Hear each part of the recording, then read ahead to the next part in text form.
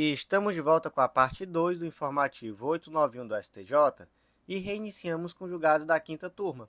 O primeiro deles foi inserido no Código Penal, destaque da seguinte forma: 1.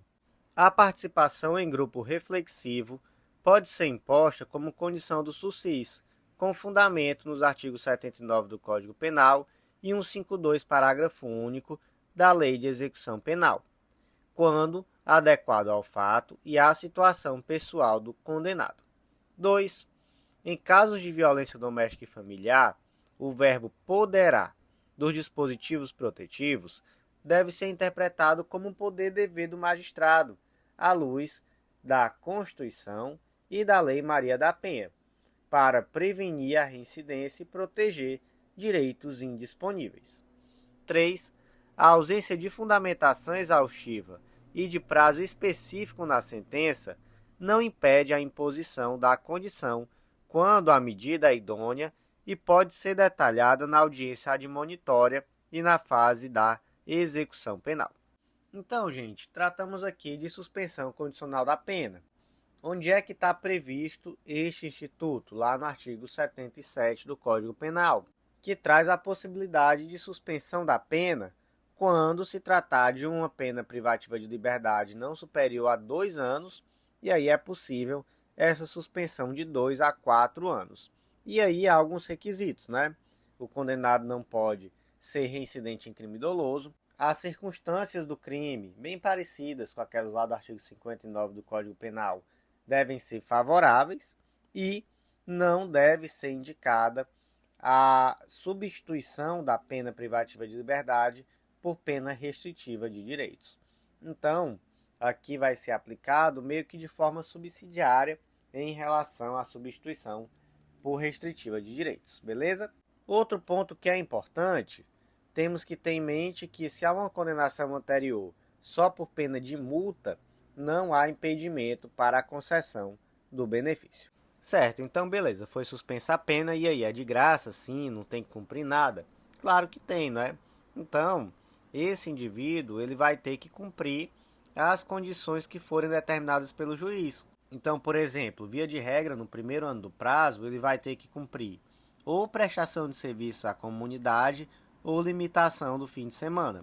Mas aí a lei até ressalva uma situação, caso ele tenha reparado integralmente o dano ou sendo impossível fazer, e caso as circunstâncias do crime sejam inteiramente favoráveis, é possível deixar de aplicar essas duas condições, né, de prestação de serviço à comunidade e limitação do fim de semana no primeiro ano, e aí é possível aplicar alguma outra limitação, como por exemplo, proibição de frequentar determinados lugares, de se ausentar da comarca, comparecimento pessoal obrigatório, enfim.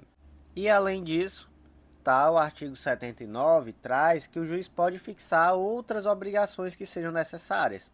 E aí a questão é saber se essa condição pode ser a participação em um grupo reflexivo.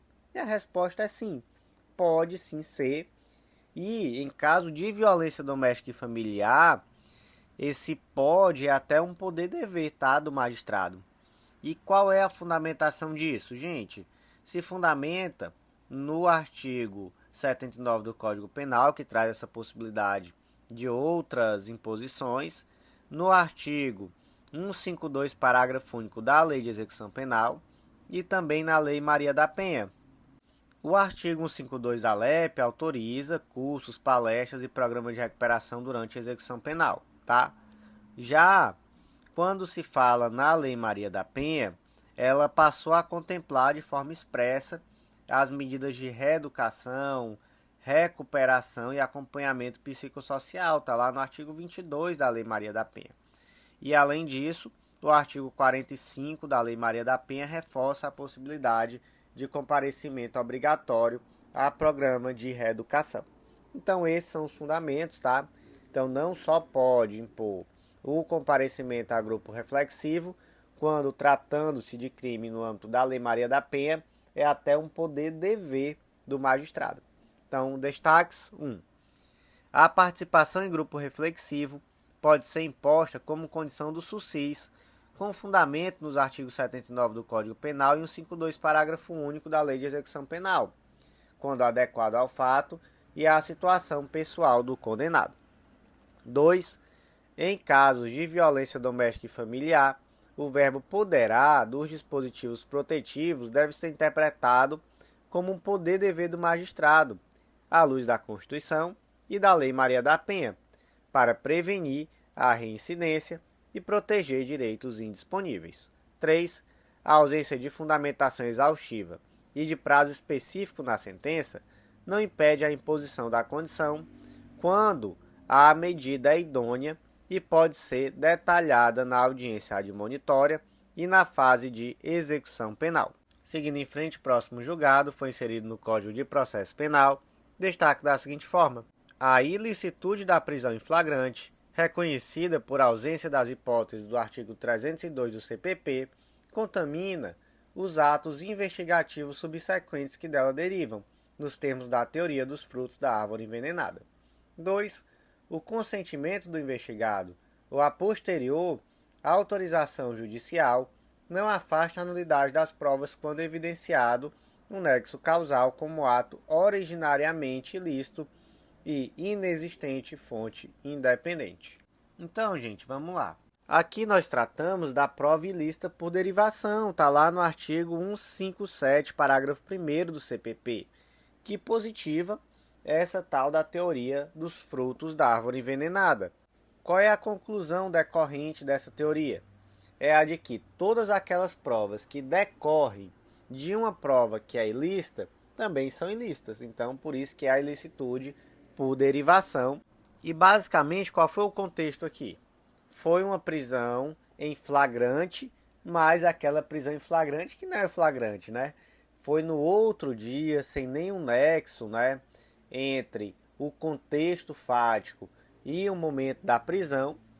E aí, basicamente, né, a polícia adentrou na residência alegando que ainda existia um contexto de flagrante, sobre aqueles argumentos que a gente vê o judiciário aceitando, mas que não fazem muito sentido, né? De que foi poucas horas depois, ou então foi menos de um dia depois, então ainda está em flagrante, como se fosse assim, né? A lei não traz essa situação da pessoa estar em flagrante por 24 horas, né? Não, isso não existe, né? O flagrante, ele está previsto lá no artigo 302. Nós temos o flagrante real, que é aquele em que o indivíduo está cometendo a infração penal ou acaba de cometê-lo, são os incisos 1 e 2. Aí você pode chamar de flagrante próprio, perfeito, real ou verdadeiro. Temos também o flagrante impróprio, que é o flagrante também irreal ou quase flagrante, que é aquela em que o indivíduo é perseguido logo após cometer o crime, seja pela autoridade policial ou por qualquer outra pessoa, né? Em uma situação que faça presumir que ele é o autor da infração. Então o indivíduo foi perseguido, né? Aqui nós temos um flagrante impróprio, mas que também é flagrante, tá? E ainda temos o flagrante ficto ou flagrante presumido, que é aquele que a pessoa é encontrada logo após com instrumentos, armas, objetos ou papéis que façam presumir ser ele o autor da infração. Mas veja bem, aqui ele é encontrado com alguma coisa que faça presumir que ele é o autor da infração, não é? E é logo após. Quanto é logo após? É 24 horas? É 1 hora? É 2 horas? Não é? Não existe na lei qual é o período de tempo que é esse logo após. Mas o fato é que aqui se verifica-se um nexo, né? Ele tem que ter instrumentos, armas, objetos, papéis, alguma coisa que faça presumir ser o autor da infração. Não é aquela situação que, nossa, aqui é o que chega na defensoria quase todo dia. Então, por exemplo, hoje mesmo, não ontem, fiz uma audiência de apresentação de um adolescente acusado, né, por ter cometido ali uma lesão corporal, supostamente ter cometido, né, contra a companheira, mas ele foi preso ou apreendido, né, enfim, em flagrante, no outro dia, quando ele estava em casa dormindo, 9 horas da manhã, a polícia chegou lá, chutou a porta e pegou, e levou, né, e você disse, não, eu estava em flagrante, porque foi poucas horas depois. Gente, poucas horas depois ele dormindo na casa dele, na casa do pai dele. Isso é flagrante? Não, isso não é flagrante. E aí imagina, por exemplo, que nessa circunstância apreenderam também o celular dele. E aí no celular dele, por exemplo, tinha determinadas mensagens dele ameaçando a companheira, ou então imagens dele batendo nela, alguma coisa assim, né? Vamos imaginar. Essas provas obtidas pelo acesso ao celular dele são provas válidas? Não, são provas inválidas. Por quê? Porque esse celular foi obtido em uma diligência ilegal. Qual foi a diligência ilegal? A prisão em flagrante, sem ser um flagrante de verdade, né? Na residência dele, com ingresso em domicílio sem autorização ou sem ordem judicial. Então, daí decorre dessa ilicitude por derivação. E, gente, o consentimento do investigado, seja nesse momento, seja posterior, não afasta a nulidade das provas, tá? Mesmo que o investigado diga, não, mas eu entreguei o celular ali de bom grado. Gente, ninguém entrega o celular de bom grado em uma circunstância como essa, né?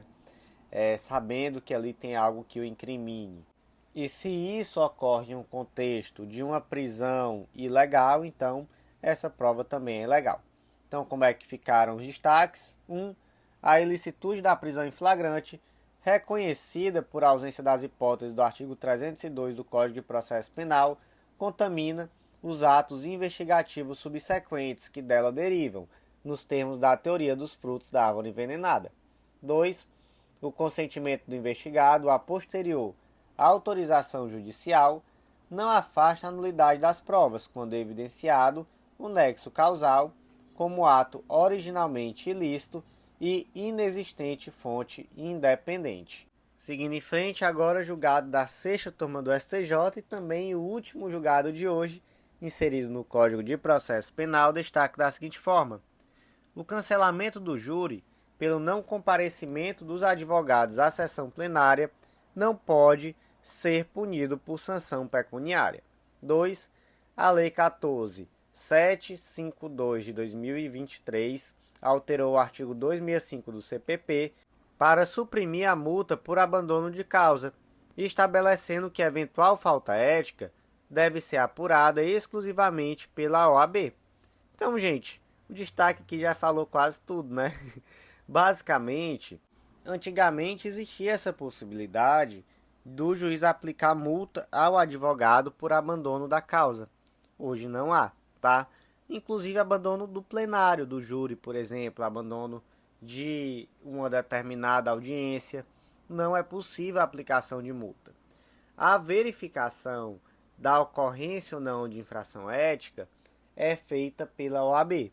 Então, o que o juiz pode fazer? Oficiar a OAB para que a OAB se manifeste acerca do tema, abra, por exemplo, um procedimento administrativo para verificação de conduta antiética e por aí vai. Mas o juiz não pode ele mesmo diretamente aplicar a multa. Beleza, gente? E outra coisa, não é possível, como uma forma de driblar essa vedação, aplicar uma multa por ato atentatório à dignidade da justiça. Por quê? Porque o parágrafo 6º do artigo 77 do CPC expressamente exclui o advogado dentre aquelas pessoas que podem sofrer esse tipo de sanção. Beleza, gente? Então, como é que ficaram os destaques? 1. O cancelamento do júri pelo não comparecimento dos advogados à sessão plenária não pode ser punido por sanção pecuniária. 2. A Lei 14.752 de 2023 alterou o artigo 265 do CPP para suprimir a multa por abandono da causa, estabelecendo que eventual falta ética deve ser apurada exclusivamente pela OAB.